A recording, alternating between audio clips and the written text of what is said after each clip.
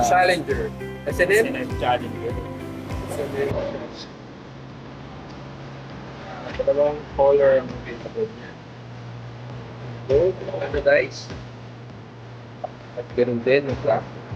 Parehong tatlo. Yes, ang weird nila. LPC.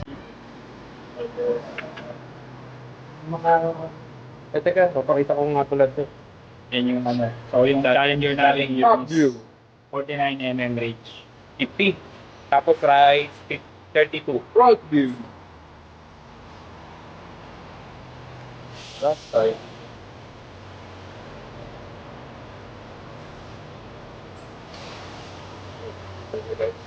Yan.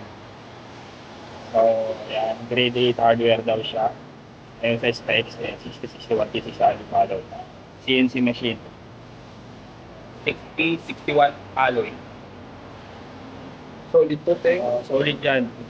Walang problema dyan, alis mabigat yung kamay mo. Masyado kang mag-torque. Pero nung araw, tinutubo pa yan. Nung araw, tinutubo yan.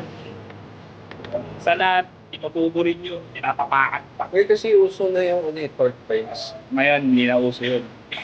5950 to guys. Medyo ano lang, slight Yung ano lang. pagkamayan na lang naman ang pag-iikpit eh. Pagkamay mo na yung part by part mo.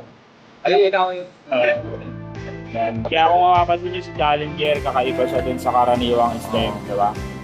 Kasi medyo inspired sila sa heavy yan. Mas ano sila, nakapromoli yung mga nut. Parang ito yung universal na bolt eh, pag mo sa mga Yung mga makapal. kasi